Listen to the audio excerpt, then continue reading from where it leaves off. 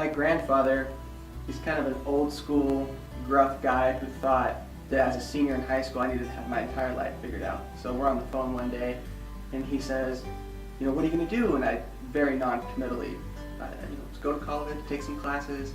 And he said, well, you can't just be a professional student.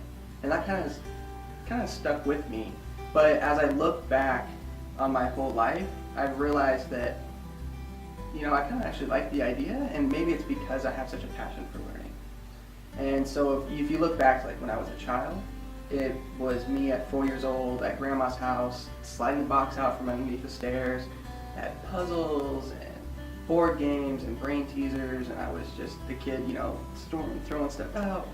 And as you fast forward, you can kind of see that that's always been something that's been part of my character.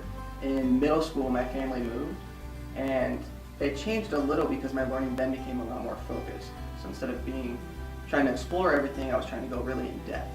And that carried on through high school, where I got lost in the art of video editing and the Harry Potter books. My parents joked that when I got a new one, like, all right, we'll see you in a couple days because you'll be locked in your room reading it, right?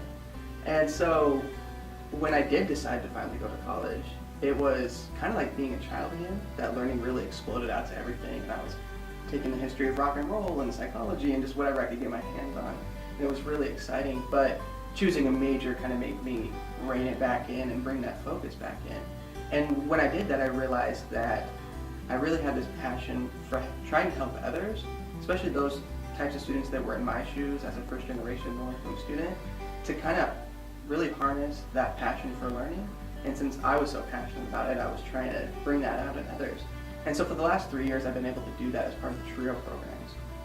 Really lucky to get this job early in my career. And I've realized, though, I've kind of missed part of this learning aspect that I don't get in my current position, and that's in the classroom.